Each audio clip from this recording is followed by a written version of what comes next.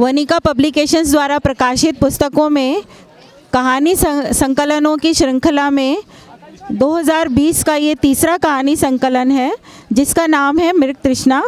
और इसका जो कॉन्सेप्ट है वो नीलिमा जी द्वारा किया गया है और इसकी काफ़ी सारी जो इसमें शामिल कथाकार हैं वो यहाँ पे उपस्थित हैं।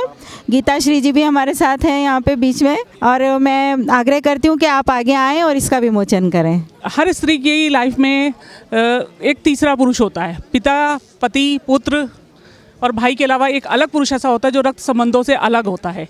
ये कहानियाँ उस तीसरे पुरुष से संबंधित है जो अपना ना होकर भी अपना हो जाता है, और उस कहानियों के लिए एक स्त्री उस रिश्तों की मृग तृष्णा में ऐसी फंसी रह जाती है, तो उस ऊहा-पोह से वो कैसे गुजरती है, उन रिश्तों से संबंधित कहानियाँ इसमें हैं।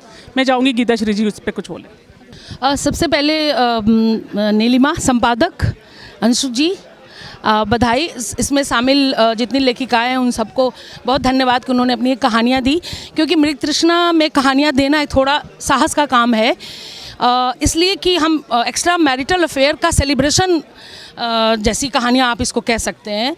और एक नेटफ्लिक्स पे एक सीरीज़ है गुड वाइफ, आप सबसे आग्रह है समय मिले देखिएगा कि जो तीसरा व्यक्ति होता है वो जानबूझकर किसी स्त्री को पटाने या अपना इंप्रेशन देने के लिए उसकी ज़िंदगी में कुछ नहीं करता, बल्कि जो रिश्तों में पति पत्नी दाम्पत्य संबंधों में जो मिसिंग होता है, जिसको नहीं समझ पाते दोनों एक दूसरे के साथ, वो तीसरा अनजाने ही उसको छू देता है। और वो क्या है कि उसके हाथ में हल्की खरोच है तो घर लेकर जाती है नाई का खरोच, तो घर में उसको कहाँ चोट लगा के आ गई, क्या है यार, क्या करती रहती हो, हाथ को उसको कोमलांगी चाहिए, उसका हाथ बहुत सुंदर खूबसूरत होना चाहिए जिनको वो उत्तेजना के दौरान उसको उस हाथ से वो आनंद ले सके। लेकिन एक उसका दोस्त है, वो देखता है, मलहम निकालता है और उस पर मलहम लगाता है वो।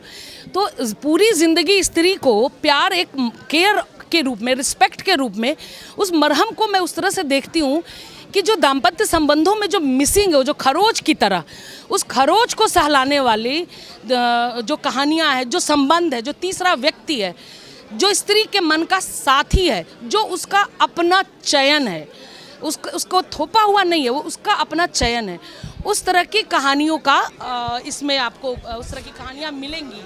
और इसको नैतिकता अनैतिकता की कसौटी पे मत देखिएगा, क्योंकि नैतिकताओं के मूल्य, पुराने मूल्य ढह गए, नई किस्म की नैतिकताएं बनी हैं, और नैतिकताएं व्यक्ति सापेक्ष होती हैं और आपकी अपनी सुविधा से गढ़ी जाती हैं।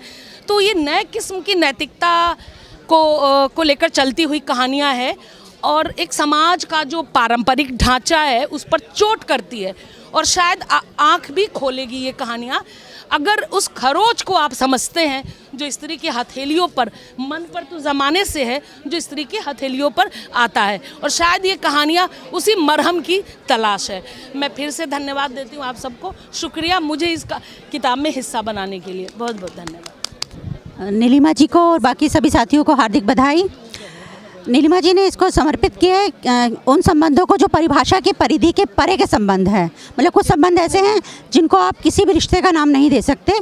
और जब इस किताब को शुरू किया था तो जिस तरह से मृग तृष्णा शीर्षक है, तो कुछ हमारा कॉन्सेप्ट भी ऐसा उलझा हुआ था, लेकिन इनकी मेहनत है या एक जुनून था कि लगी रही, और धीरे धीरे जैसे दर्पण पे से धूल साफ़ होती है वो कॉन्सेप्ट भी क्लियर हो गया, और अंततः ये किताब आपके सामने है। नीलिमा जी को बहुत बधाई और सबको बहुत बधाई। सबसे पहले तो नीलिमा को बहुत बहुत बधाई इस किताब के लिए। और मतलब ये सिर्फ एक्स्ट्रा मैरिटल संबंधों पे नहीं, और कई तरह के संबंधों पर मुझे लगता है ये किताब है, कहानियाँ हैं। और पुरुष और स्त्री के संबंध सिर्फ सेक्शुअल नहीं होते, और कई तरह के संबंध होते हैं। भाई पिता और पति के रिश्ते के अलावा भी दूसरी तरह के कई संबंध होते हैं, भावनात्मक होते हैं, और कई तरह के कोलीग्स हो सकते हैं, और कई तरह के संबंध। उन्हीं संबंधों को लेकर उसमें एक्स्ट्रा मैरिटल भी शायद कहानियाँ हों, पूरी पढ़ने से पता चलेगा। लेकिन एक विस्तृत कॉन्सेप्ट लेके चली, जहाँ तक मुझे समझ में आया, जो नीलिमा से मेरी बात हुई और जो कहानी मैंने इनको लिख कर दी, सौभाग्य से इनको अच्छी लगी वो कहानी। तो मुझे लगता है कि ये पढ़ने पे ही समझ में आएगा कितनी तरह के संबंध स्त्री और पुरुष के बीच हो सकते हैं, बहुत तरह के हो सकते हैं, और वो हर संबंध एक अपनी अलग ही तरह का संबंध होता है। तो ऐसा मुझे लगता है। बहुत बहुत बधाई सभी लेखकों को, नीलिमा को, रजनी जी को, अंजू को।